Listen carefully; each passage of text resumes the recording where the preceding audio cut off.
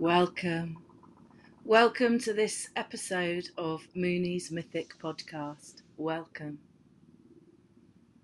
Deep we're going. Deep into the earth and up to the stars we're going. And this week's Mooney's Mythic podcast is sponsored by Haruka.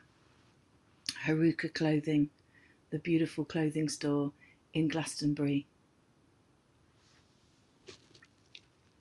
This clothing store is having the privilege of being sponsoring us today, because the wonderful Amanda who runs it helped me put all my stickers out at Glastonbury Festival this week, and as she was putting them out with me,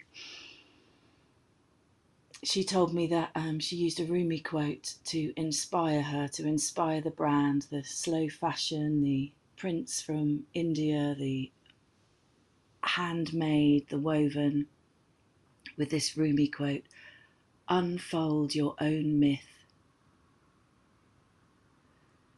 So let's just feel our own stories, our own myths unfolding within us. Deep within us there are stories yet to be told, there are mythic places yet to explore. Let's get really creative on the inside. And so I'll start with some reviews. Thank you for listening, everybody. And my most delightful review of this week is Andrea from Choir. I wasn't going to say her name. I hope that's okay. I said Angela anyway. Angela. She's brilliant at speaking sideways from her mouth so that no one can see that we're talking when we're chatting in choir. We can look straight ahead and she speaks sideways out of her mouth, and that way we can catch up with each other. And she told me that she put the podcast on when her grandchildren were in the car. And she said, listen to this. And when I was invoking the fire in the last podcast, they started laughing and saying, who's this weirdo? And Andrea was so cross with them that she made them get out of the car. And I think that's a brilliant affirmation. Thank you very much. It wasn't on the motorway, I don't think, just checking. I think the safety of the children was never in question. But to uphold the podcast in that way, I felt very touched by. Thank you to Anna, who played the first 10 minutes and then paused it to write me a message to say, I've had to stop this to say I'm really enjoying listening to it. Thanks so much. Thanks to all of you that get in touch and keep going. Maxine Ridat Prime sent me a beautiful message just as I was thinking, I don't know, next week, or can I keep going? She just sent me such a beautiful message that made me to keep taking steps forward. So that's what I'm doing, is keeping on taking steps forward with this podcast. And I hope that you're taking steps forward to those hunches and those instincts and those places on the inside that you are feeling are your soul's path and your soul's footsteps, whatever they are. Maybe you could whisper them to yourself, or write them down, or tell a friend, or just allow some breath, some dreaming into those places. So I don't know if you can hear from my voice, but I'm tired. I'm really tired. And I've been in the dustiest place on the earth. I haven't been in the desert, no. I have been at Glastonbury Festival. And I think the dust has just got deep into me, and it's slowly coming out. I've had 3 baths. You should see the ring around my bath. It's dark as anything. And I've got a few bits of shrapnel lying around. But other than that, I'm pretty pleased with how I've managed to get my stuff together and unpacked since I've been home. And before I introduce you to the exciting guest who you've already heard from, I'm going to read you a Rumi poem. Now, this one is translated by Robert Bly. The drunkards are rolling in slowly. Those who hold to wine are approaching. The lovers come, singing, from the garden, the ones with brilliant eyes. The I don't want to lives are leaving, and the I want to lives are arriving. That made me think about recent polls. We've just had an election. There are gold sewn into their clothes, sewn in for those who have none. Those with ribs showing, who have been grazing in the old pasture of love, are turning up fat and frisky. The souls of pure teachers are arriving like rays of sunlight from so far up to the ground huggers. How marvellous is that garden where apples and pears, both for the sake of the two martyrs, are arriving, even in winter. Those apples grow from the gift, and they sink back into the gift. It must be that they are coming from the garden to the garden. And here we are coming from the garden of Glastonbury Festival to the garden of our lives, to the garden of this podcast.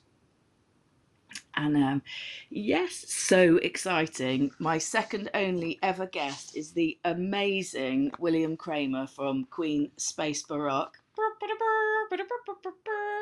And he's brought some instruments here today. We are going to tell a story for you today that is going to take you to so many different places in your heart and soul, I promise you. But before we do that, we have both had our full Glastonbury Festival experience, so let's have a little talk about how it was for William. Welcome, William Kraemer. Thank you, Sarah. How was it for you? That was my first Glastonbury Festival. That was amazing and quite a special moment. Yeah, I remember my first Glastonbury Festival. I felt like all my pores were eyes and ears, and I just couldn't kind of suck up enough or see or receive enough from all the different worlds, from all the different creativity. And my neighbour Paul, he's a farmer, and I said to him, how can I make some money? I'm going to Glastonbury Festival, how can I make some money?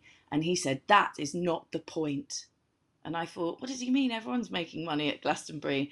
And then I looked at the ticket and it said Festival for Performing Arts. And I just thought, he's so right. What have I got to offer? What creativity can I offer Glastonbury? And I think about that every year, about what I'm bringing, what I'm holding, what I'm sharing. Yeah.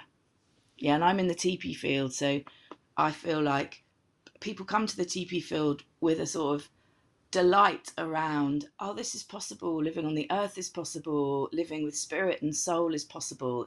It's very gorgeous. And that is where I saw your banging gig with Queen Space Baroque in Ancient Futures. It was amazing, William. I was like, what am I doing? With so many different people I could go and see, and I'm seeing some local musicians, and I was just felt so glad to be there. How was the gig for you? I was so happy to play at Ancient Futures, like just such a wonderful place, and as well, like, even if it's my first time in the festival, I think like the Tipi field is probably like my favorite place so far. I think that's like kind of that was the best place for me. I've been walking a lot, like all of us really, but like it was such a joy to play there. So yeah, thank you again for coming. I'm really happy. It was great. I loved watching Jenny with the violin, playing some bass on the violin, and then you copying it on the bass, and then when you got it, and then she was flying off on the violin. It was just like, wow, it was so special. And the intensity of the concentration and the depth of the listening between you all, that was what was just so exciting for me. Yeah. Thank you. I'm really happy to hear that. Like, that's what there's a lot of this going on when we do a gig, because we never play the sets twice the same. We don't do that. Like that's like Jenny, she loves like when not repeating things. So like even on her violin playing, even when she plays like written classical or baroque pieces, like she actually doesn't always use the same fingerings, which like which is very impressive. Like and there's lots of things we make up on the as we're playing, like all the transitions and all of this. So yeah, It's a totally live experience, and I remember you might not you might tell me off later for sharing this, but I remember you telling me that when you first met Jenny, that you recorded her playing and that you listened to it so many times This before you is were. true. Yeah, oh man, it was just like such a touching love story that you listened to it over and over and over again, like falling in love with her as a musician. It was, yeah, a really beautiful story. And Jenny's not here today. We were hoping she'll be here today, but she's not here today because it is now. This is the day where the Glastonbury starts to catch up with you, I'd say, and she's got a gig tonight. So we've got William here from Queen Space Baroque, and we'll for sure have Jenny here another time. Yeah. So what was I thinking? Oh yeah, I was thinking about my favourite interaction at Glastonbury, and a little girl on the last night. I'd almost packed up on the last day, and I was just sitting there having a cup of tea, and a little girl came up, and she was wearing a gold cape, and she said, "I'm a diplodocus." And I said, "Yeah, of course you are, because it's Glastonbury, and anyway, a child can be whatever they like." And she said, "I'll be your pet for the morning." And I said, "Okay, great. I'm just going to tidy up my things." And she pulled a face and she said, "I can play with you for as long as you like, but I can't have a sleepover because my parents will be worried about me."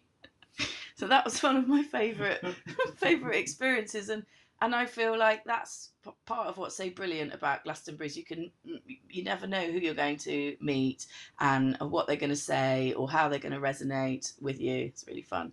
So I wondered what your highlight was from Glastonbury, what your best bit was.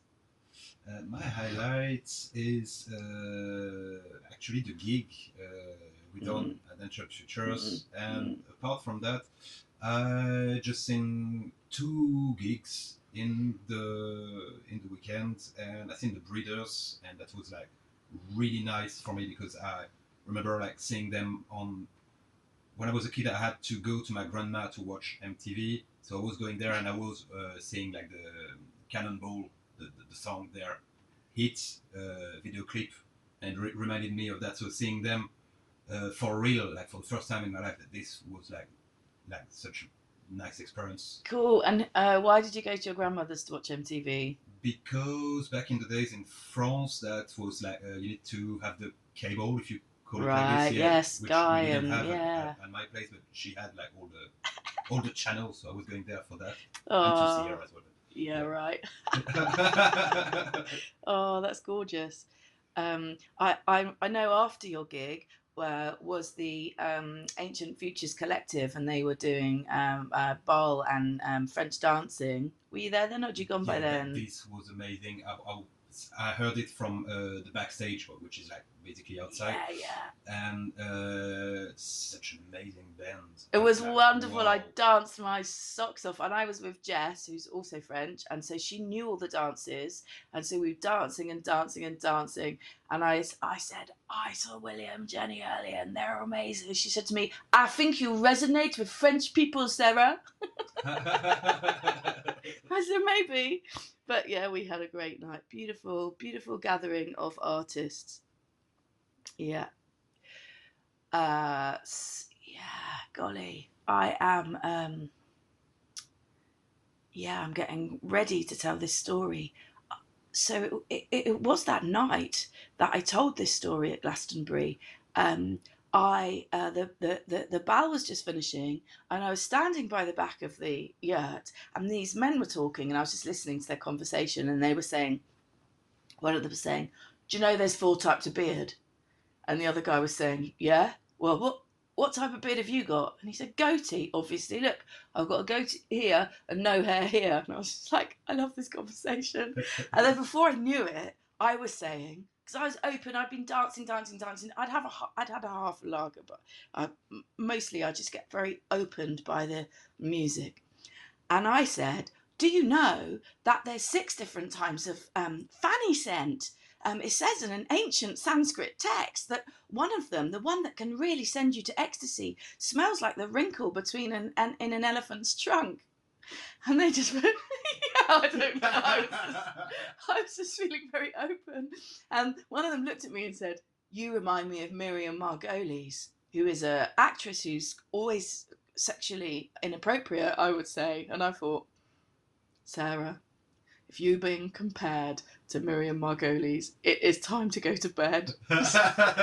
Just get yourself to bed. So I walked from Ancient Futures up to the Tipi fire.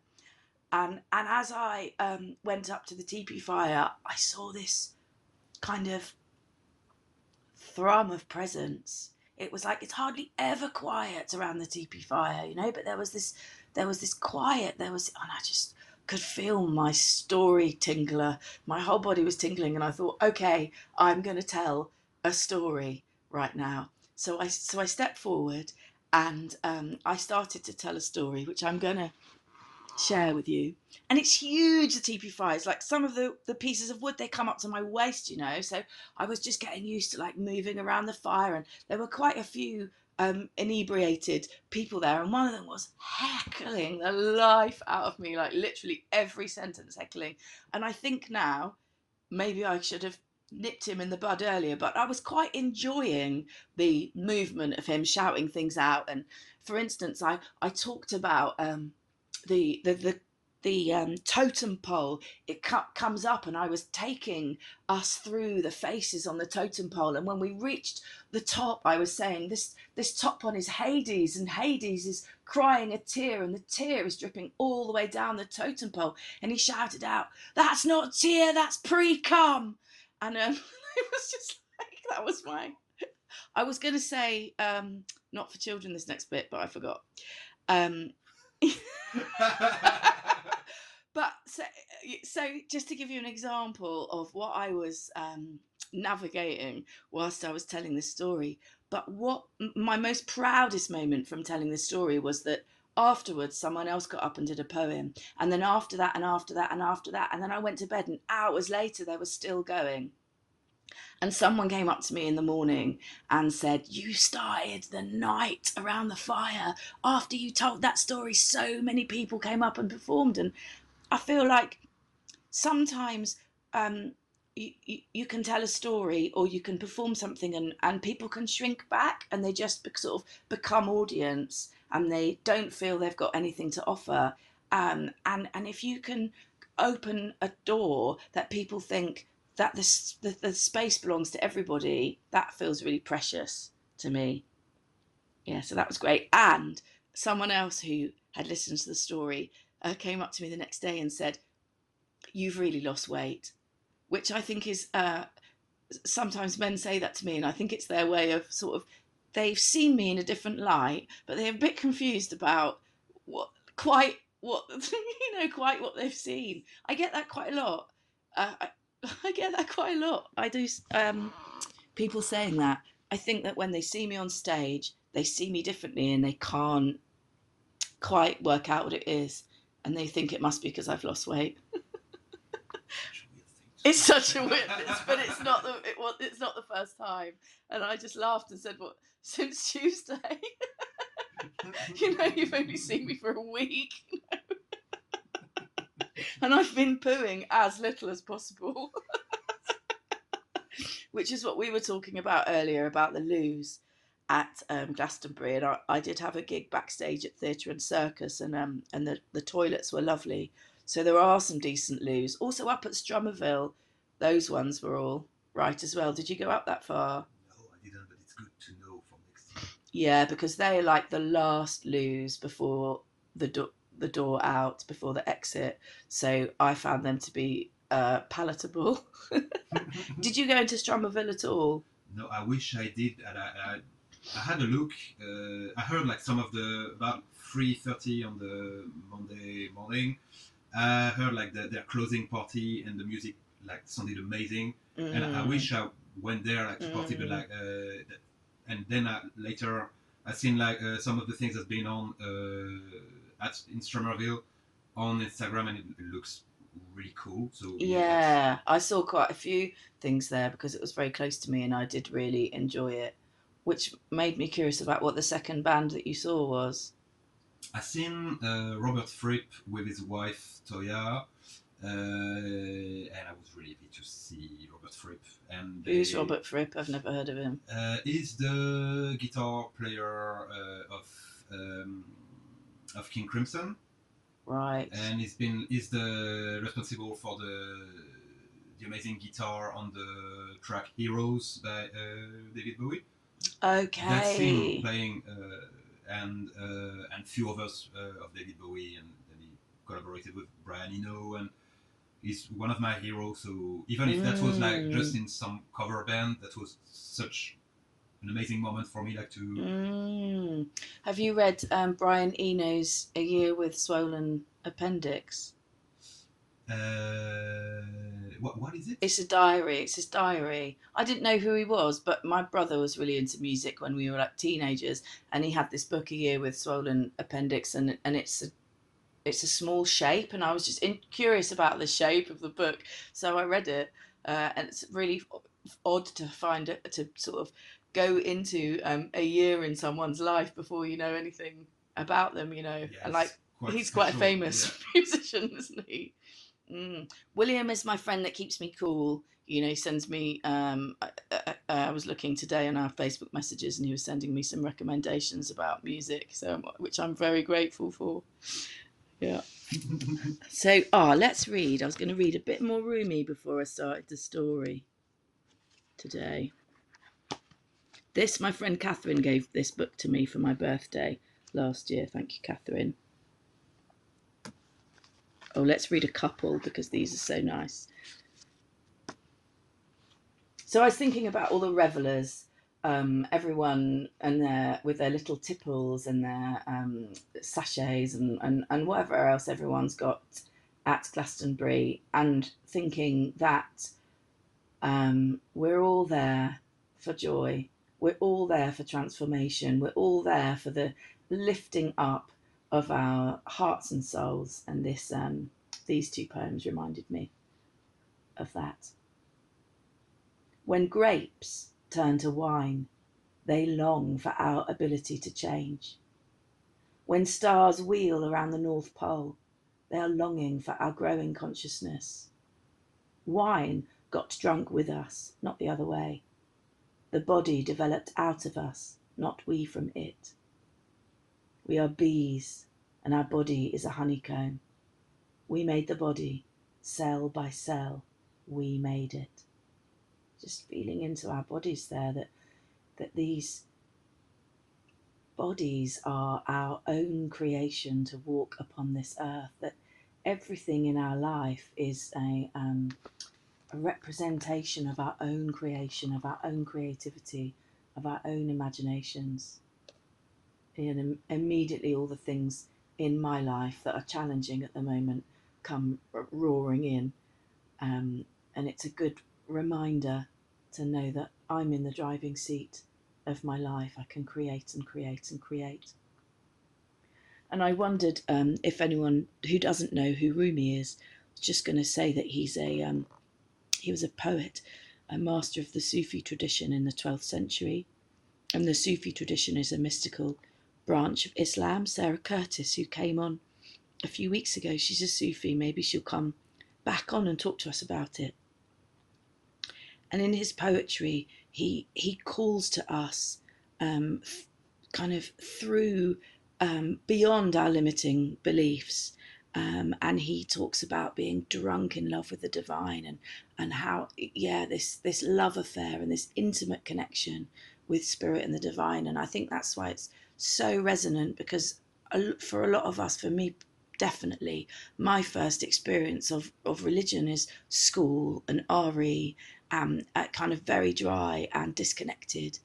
And then it's just like he just kind of like knocks all the tables down, the desks and the chairs, and comes up close with this warmth of spirit and soul and mystery and possibility, which I just absolutely love. So let's just have one more, and then if we've got time, I'll do another one at the end. I've just taken my finger out when I say that. What I mean is I've taken my finger out of the book because I was holding the page. Here it is. You embrace some form saying, I am this. By God, you are not this, or that, or the other. You are unique one. heart-ravishing. You are throne and palace and king. You are bird and snare and fowler. Like water in jar and river are in essence the same. You and spirit are the same. Your every idol prostrates before you. Your every thought form perishes in your formlessness. And I chose that poem because I did feel when I first came to the Tipi field, which I've been camping in for many, many years, with people that I've known for many, many years, but it still came up for me that I didn't quite fit in, or that I wasn't wearing the right clothes, or did anyone like me, or I felt very awkward, and then slowly this kind of awkwardness melted away. And I think I'm going to read this poem before I perform next to remind myself of those things. I'm going to read it again, and then I'm going to take a few deep breaths, and I'm going to start going into the Orpheus story. It's all right with you, William? You embrace some form, saying, I am this. By God, you are not this, or that, or the other. You are unique one, heart ravishing. You are throne and palace and king.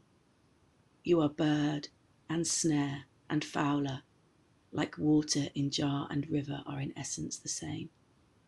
You and spirit are the same. Your every idol prostrates before you. Your every thought form perishes in your formlessness.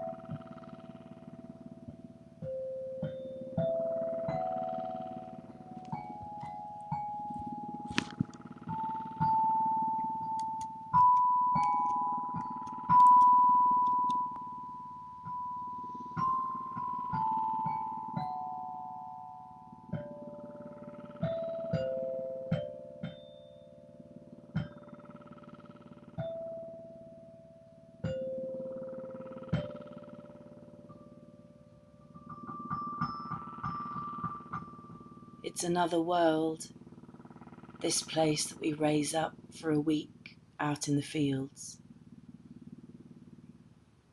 Every pore there's music. Every moment there's music.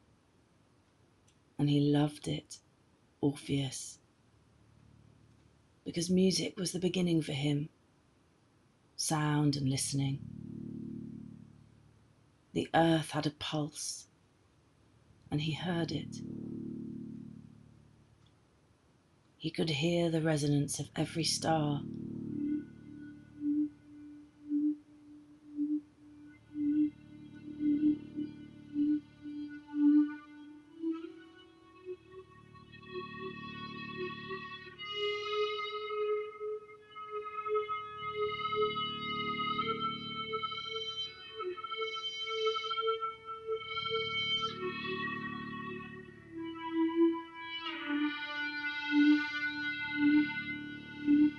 He could hear the sound of all the flowers opening, the yawning of the sun as it rose in the morning, the swooning of the moon as it looked lovingly upon the earth. And when they gave him the lyre, when he could recreate those sounds with his fingers, that's when he really began to fall in love with life.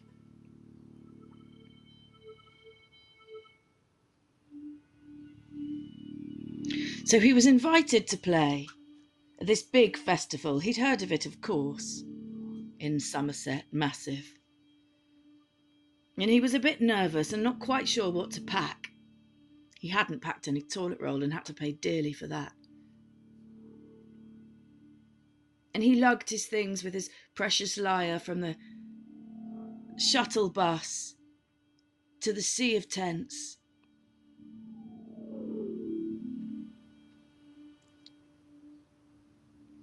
And he saw people gathered around a fire. And his fingers began to pulse and twitch, and he knew it was time to play. And so he watched the fire dancing and the people smiling. He watched the letting go of the year from the lines in their faces. He watched them shaking and dancing out all that they needed to. He watched their feet sinking to the earth, grounded and landed. And then he saw her. His fingers began to shake a little, but he so longed to express her within the music that he played.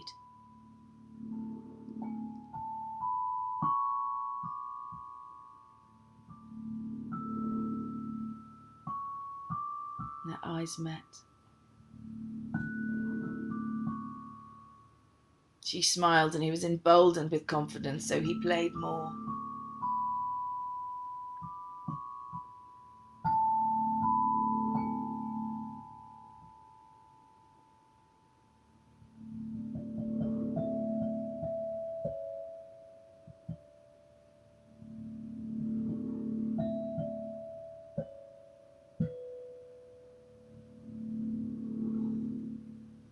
It was love. They danced. They danced and they played and they danced and they swooned and they talked and they danced and they played and they walked. Deep, deep, deep connections. Sparking and loving. They knew. Never had they felt such a love. It just bloomed and blossomed golden out of them.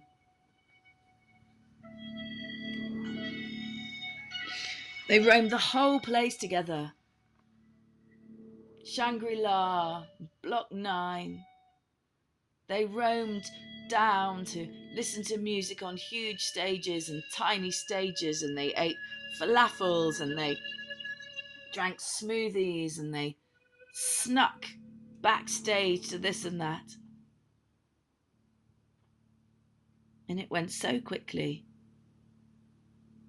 That whole time that they spent together, it went so quickly, and they found themselves on the last night trying to savour every moment, but also knowing that they were always, always, always going to be together. And they went up to the stone circle as a way of anchoring their love, as a way of celebrating their love in front of the mystery, in front of the spirit, as the way of feeling contained and held. And they danced amongst the stones, and they laughed, and she drank, and someone passed her something and she drank, and it tasted funny, but she couldn't speak. She couldn't say. Before she knew it, everything was tightening and swelling, and she could feel herself closing down and shutting down, and he didn't know what was wrong, and he didn't know what to say. He just watched her face, and down she shrank, and in front of his very eyes she just crumbled to the floor. And there she lay, breathless, without a heartbeat, dead on the earth.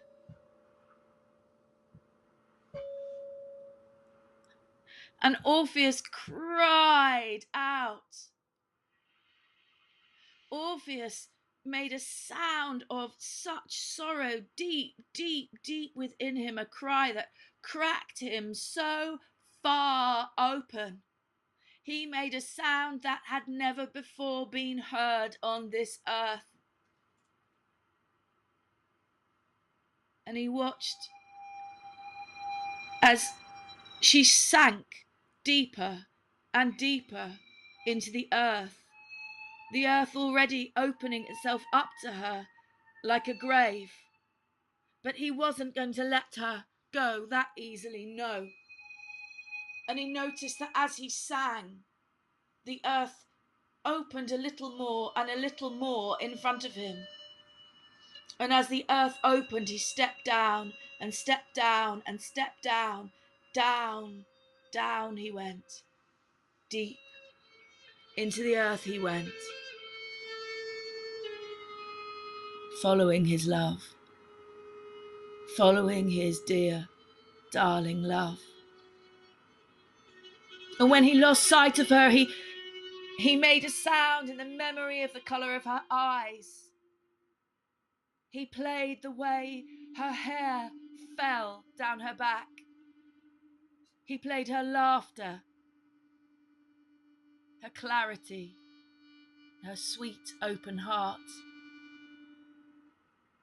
And there were tunnels, so many tunnels. And he saw glimpses of her this way and that, and so he followed and followed and followed and followed and followed. Down, down, down he went. Down and down and down he went. Until he could go no further. There in front of him was a soaring cliff face, black and foreboding, barring his way. And as he looked up, up, up, up, up, up at this cliff face, he would not let the feeling of hopelessness meet him.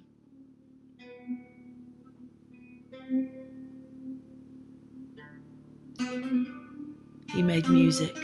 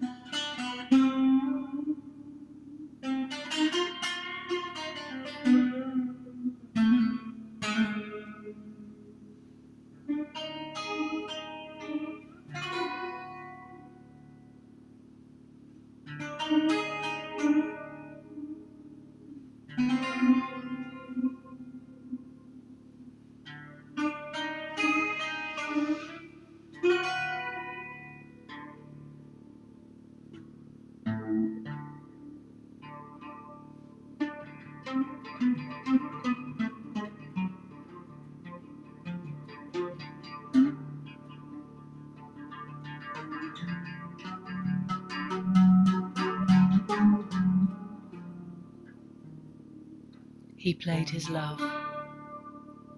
He played his broken, aching heart.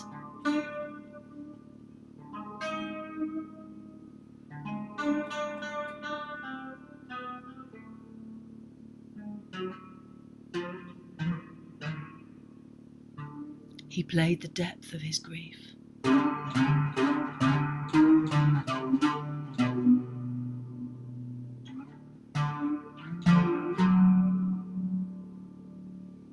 He played the memory of the rarest love.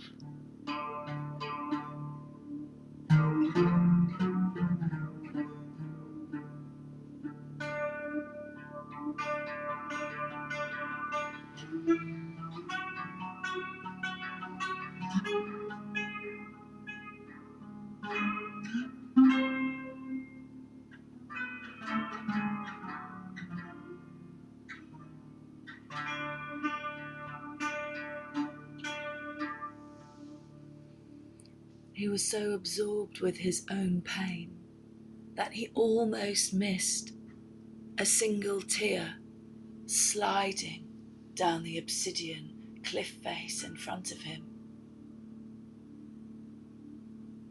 But suddenly he saw in front of him the vast, still presence of Hades.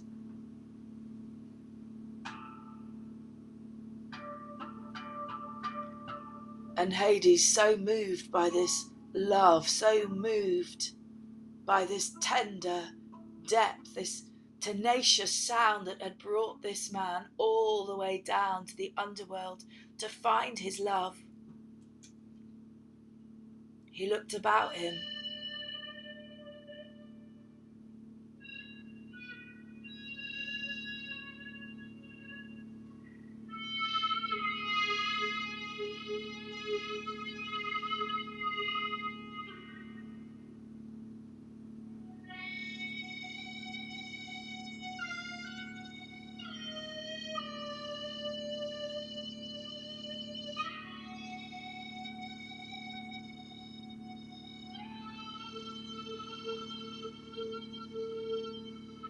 He wondered who amongst his people was the soul that this man was grieving.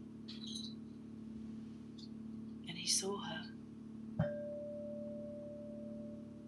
He saw the heart faint in her body.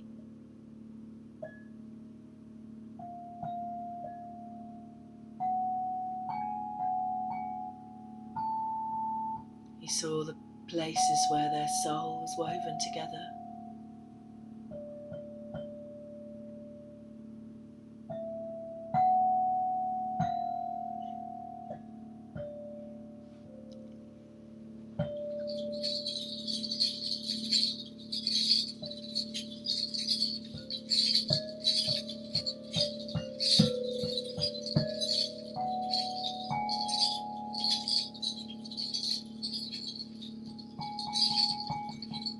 And the life, it moved him.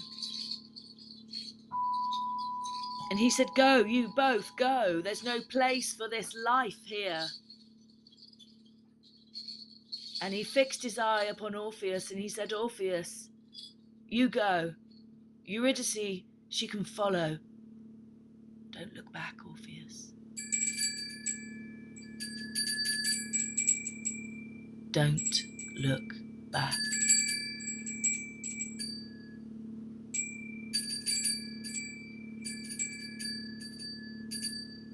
So Orpheus strode, trusting that Eurydice was following.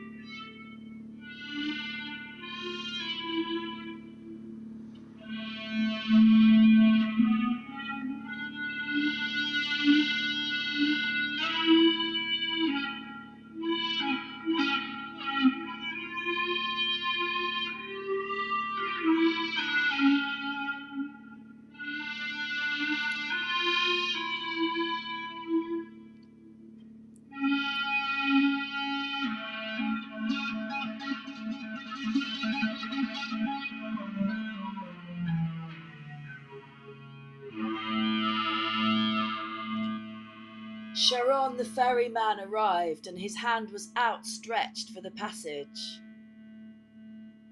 But he soon bade them come on his boat when he heard the sounds of Orpheus. It was passage enough, and Orpheus didn't look back as he stepped back onto land and continued his journey up, up, up, as he continued his journey up.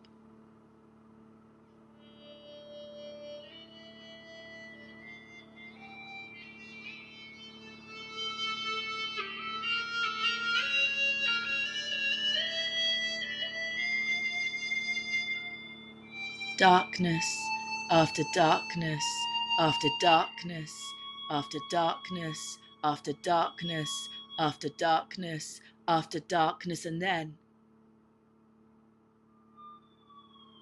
there was light. A tiny sliver.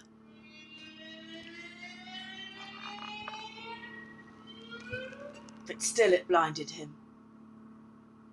And he had to push forwards, pushing into the light, pushing up and out of the earth and into the light. And as he emerged, dawn broke over him.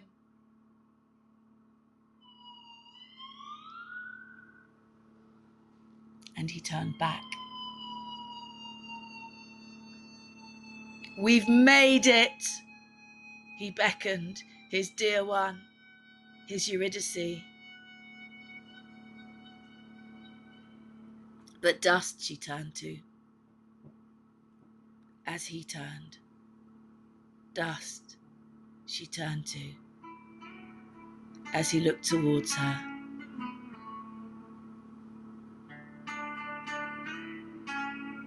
And the ground zipped up around them,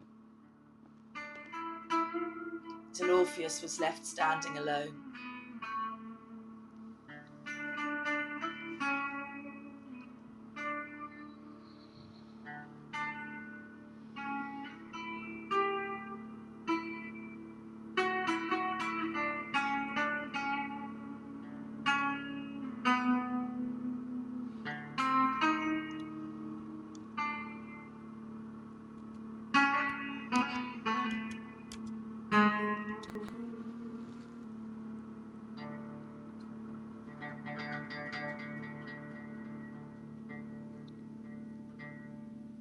Till Orpheus was left standing alone.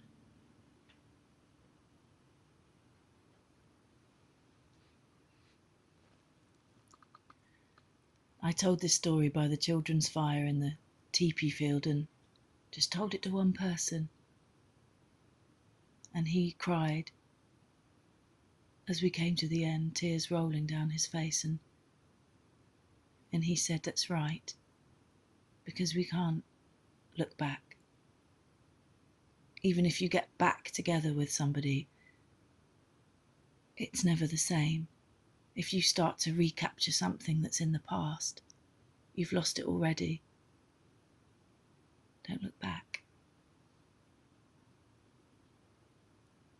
And then feeling the courage in the moment to keep being present to ourselves, to keep being fully present, fully in the moment, not looking forwards, not looking back.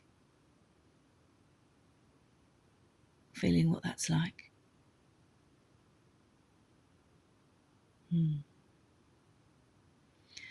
Thank you, William. That was great.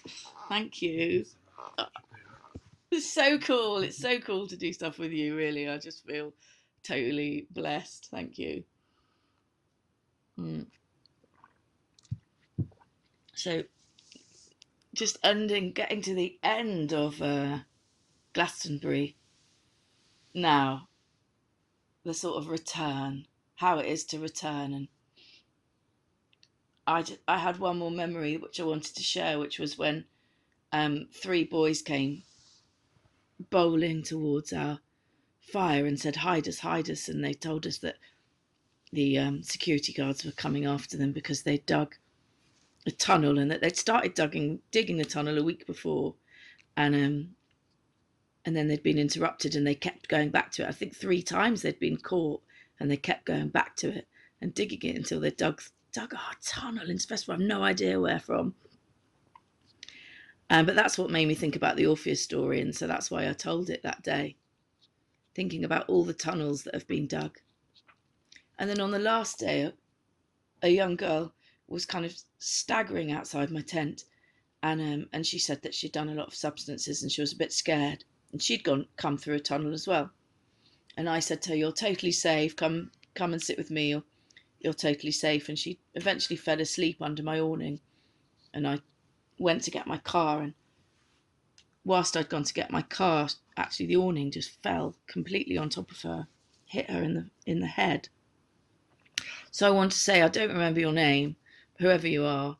I hope that you haven't got a really mighty headache and that you're all fine, and having a blessed journey out of the festival.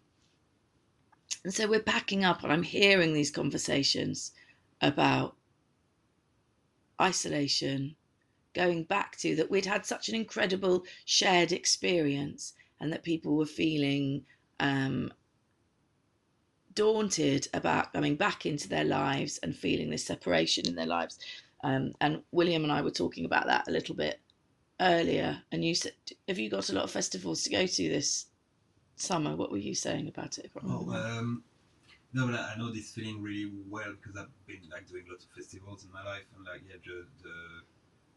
when you finally going back home after like sharing like camping place and all these things and like just this everyday life thing and like laughing all the time. Yeah, that's Yeah, sort of cooking together and living around a fire and things being really simple and really communal and sharing. Yeah, it's special, isn't it?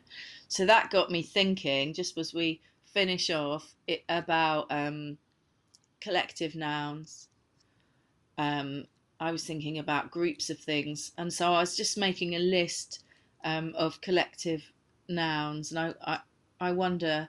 It's a game I play sometimes because my sister-in-law said that the collective noun for our family was an overwhelm of Moonies. Um, Maybe we're quite loud, and um, and so yeah, I often think about collective nouns. I've got some written down here. Um, I wonder what you make of them. A bliss of flowers, a mitten of snowballs, an appreciation of listeners, a visionary of artists, a strength of tribes, a listening of musicians, a soaring of singers, a stink of toilets. They're my Glastonbury collective nouns. So send me your collective nouns. I'd love to hear them. If you've got any ideas for them, I'd love to hear your collective nouns. Thanks for listening. If you can recommend this podcast to one person this week, I'd be super, super, super grateful. Lots and lots and lots of love. Yeah, really looking forward to catching up again with you next week. William, bless, bless, bless. Thank you so much for coming on. Thank you. Real pleasure, real gift. Yeah. it was such a pleasure for me too. Thank you, Sarah. Great. Bless you. Okay, bye, guys.